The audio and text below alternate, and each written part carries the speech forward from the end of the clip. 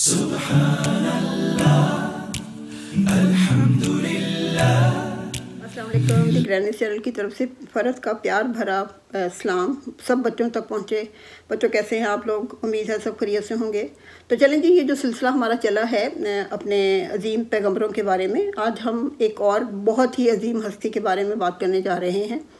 तो इसमें ये ज़रूर सुना कीजिएगा, फिर आहिस्ता आहिस्ता आपकी दिलचस्पी बढ़ेगी और आपको मालूमात में इजाफा होगा कि हमारे दीन में कितने कितने बड़े बड़े पैगंबर और उसके बारे में फिर आपको जानने का भी मौका मिलता है। तो आज हम जिनका जिक्र करने जा रहे हैं वो हैं सैयदना हज़रत इब्राहीम अलैहिस्सलाम। हज़रत इब्राहीम अलैहिस्सलाम, इनको खलीलुल्लाह भी कहा जाता है, यानी कि फ्रेंड ऑफ अल्लाह। इब्राहीम अलैहिस्सलाम जो थे वो बाबुल शहर, जो कि इराक़ के शमाल में वाक़या है, वहाँ पैदा हुए थे। आपके वालिद का नाम तारिक था, तारिक, और उनका जो लक़ब था जिसके नाम से वो पुकारे जाते थे वो था आज़र। आज़र जो है उसका मतलब है मदद करने वाला। तो इब्राहीम अलैहिस्सलाम के जो वालिद थे वो बहुत ज़्यादा अपने कबीले की मदद किया करते थे, तो इसी वो नाम से फिर मशहूर हुए और ज़्यादातर वो इसी नाम से पुकारे जाने लगे। वो कुरान पाक में 73 मकामात पर और 25 सूरा के अंदर हज़रत इब्राहीम अलैहिस्सलाम के बारे में हमें किस्सा मिलता है पढ़ने के लिए, और इससे हमें उनके जलीलुल कदर होने और आला मर्तबे का पता चलता है। आपके वालिद जो थे और उनका जो पूरा कबीला था वो बुत पूजा करता था, लेकिन इब्राहीम अलैहिस्सलाम को उनसे सख्त नफ़रत थी। वो हर वक्त इस जद्दोजहद में रहते थे कि वो अजीम हस्ती कौन है कि जिसने हमें पैदा किया है। ये सारे सितारे, चाँद, सूरज, ये पहाड़, ये सब किसकी तख्लीक है, लेकिन उन्हें किसी भी वो नतीजे पर नहीं पहुंच पा रहे थे। जब वो सूरज और चाँद सितारों को देखते तो कहते कि शायद ये इतने चमकदार हैं तो शायद यही खुदा है। फिर जब वो किसी पहाड़ को देखते तो कहते ये अजीम इतना बड़ा है तो शायद ये वो ताकत है, ये वो हस्ती है। लेकिन जाहिर है कि जब वो देखते कि सूरज एक ख़ास टाइम के बाद ख़त्म हो जाता है, फिर चाँद जो है वो सिर्फ रात के वक़्त निकलता है, तो उन्हें फिर होता कि नहीं, ये वो हस्ती नहीं हो सकती।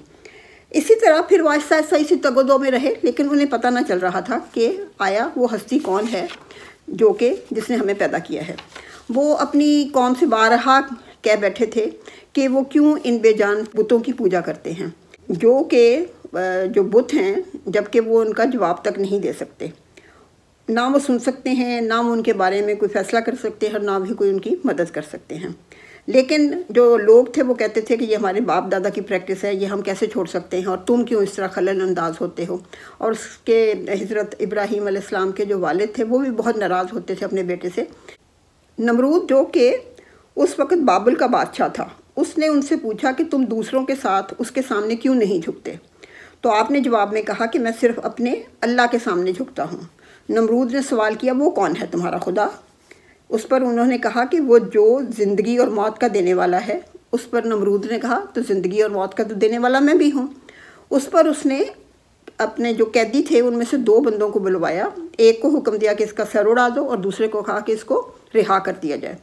तो फिर उसने इब्राहीम अलैहिस्सलाम की तरफ देखा और कहा कि देखो, मैंने एक को ज़िंदगी दे दी और एक को मौत दे दी। तो इस पर हज़रत इब्राहीम अलैहिस्सलाम ने कहा कि मैं उस अल्लाह को मानता हूँ जो मशरक़ से सूरज निकालता है और मगरब में डूबता है, तो तुम ऐसे करो कि मगरब से सूरज निकाल के दिखाओ। उस पर जो नमरूद था वो ज़ाहिर है कि वो उसका कोई जवाब ना था उसके पास। इसी तरह दिन गुजरते गए। एक रोज़ तमाम लोग जो थे वो शहर से बाहर एक मजहबी मेला लगा करता था, उस पर जाना था सब लोगों ने। तो तकरीबन सारा शहर जाया करता था क्योंकि वो रसूमात होती थी उनकी वहाँ पर।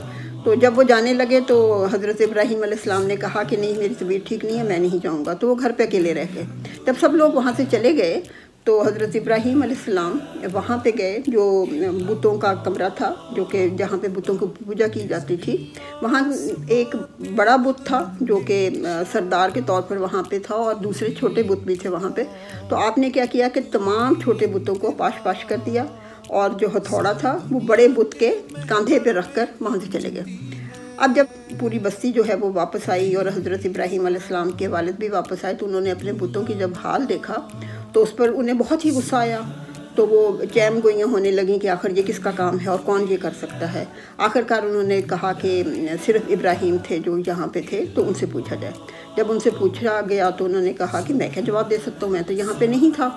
اپنے اس بت سے پوچھو، بڑے والے سے، جس کے کاندھے پر ہتھوڑا بھی ہے، اور یہ چونکہ آپ کا خدا ہے تو اس کو جواب دینا چاہیے۔ اس پر جو بستی والے تھے اور ان کے والد بھی بہت غصے میں آئے، اور انہوں نے کہا کہ تمہیں نہیں معلوم کہ بت جواب نہیں دے سکتے، یہ پتھر کے بنے ہوئے ہیں؟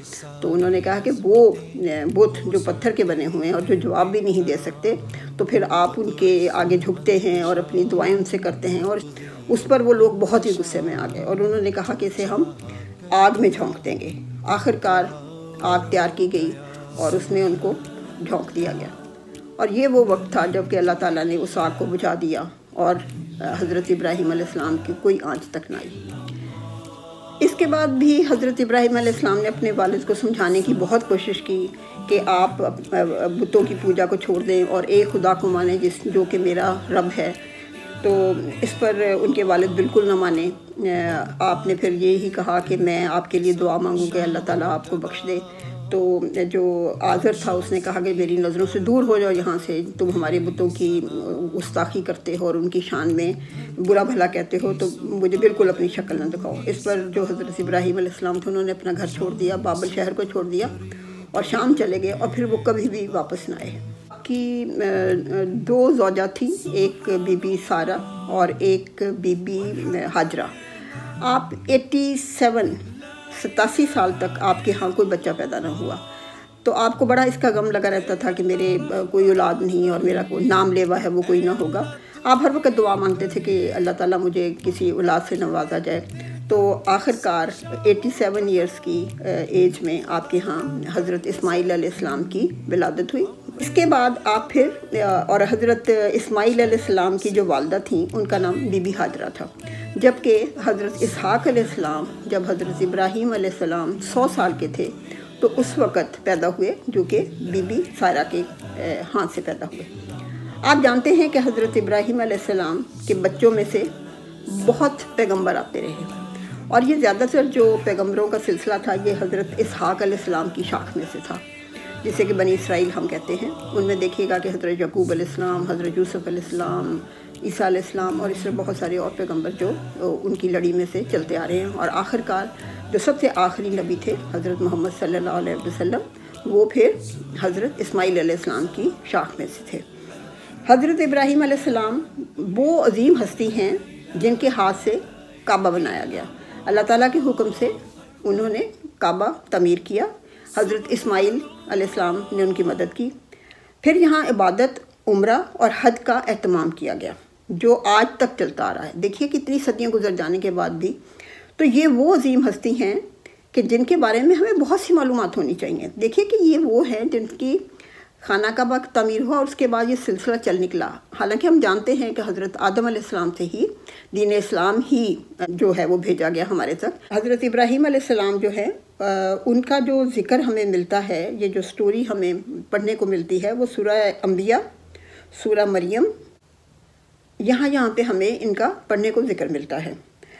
حضرت ابراہیم علیہ السلام کی ہر دعا اللہ نے سنی ہے اور قبول کیا ہے، کیونکہ حضرت ابراہیم علیہ السلام نے بھی ہر حکم اپنے اللہ کا جو تھا وہ مانا۔ اب حضرت ابراہیم علیہ السلام کی جو دعا ہے وہ آپ سورہ ابراہیم میں آیت نمبر 35 سے آیت نمبر 41 تک میں اس کو ہم پڑھ سکتے ہیں۔ تو چلیں بچوں، آج یہ ہم بڑی ہی ایک عظیم ہستی، جو کہ مجھے اتنی یہ پڑھ کے اچھی لگی کہانی، قرآن پاک سے یہ لی گئی ہے، تو میں نے کہا کہ میں ضرور یہ آپ تک پہنچاؤں گی، اور آپ بھی اس کو بڑی تسلی سے سنیے گا، اس کی تاریخ کو جانیے گا اپنے امی ابو سے بھی، اگر اس میں کوئی ایسی چیز مسنگ ہے یا آپ کو کوئی کویسچن ریز ہو رہے ہیں یا آپ کی کوئی کوئریز ہیں، آپ مجھ سے بھی کہہ سکتے ہیں، میں بھی اس کو دیکھ کے آپ کو بتاؤں گی۔ لیکن فوری اگر آپ کو کوئی جواب چاہیے ہو تو اپنی امی اور ابو سے ہیلپ لیں اور ان سے معلومات کریں۔ تو چلیں انشاءاللہ آئندہ ملاقات ہوتی ہے۔ خوب پڑھیے گا اور خوب اپنے پیغمبروں اور اپنے دین کے بارے میں معلومات حاصل کیجیے گا۔ یہی وقت ہے کہ جب ہم ان چیزوں سے فائدہ اٹھا سکتے ہیں۔ اگر چھوٹی ہی عمر سے آپ معلومات حاصل کرنا شروع کر دیں گے تو یہ پوری زندگی آپ کو کام آئے گی۔ کئی بار ہم سوچتے ہیں کہ ہماری زندگی جو تھی وہ آدھے سے زیادہ لائف جو ہے وہ ان باتوں سے آری ہوتی ہے، ہم زیادہ ڈیٹیلز میں نہیں جاتے اور پھر بعد میں ہمیں بہت پچھتاوا ہوتا ہے۔ تو میں آپ کے لیے دعا گو ہوں کہ آپ کی زندگی اللہ تعالیٰ بہت ہی اچھی بنائے اور آپ کو ہمت دے کہ آپ دنیاوی تعلیم کے ساتھ ساتھ اپنی قرآنی اور اپنے دین کے بارے میں زیادہ سے زیادہ جان سکیں۔ Okay G, love you all, خدا حافظ، تھینکس فار واچنگ. دھڑکنوں کی سنتا ہے تو ہی صدا.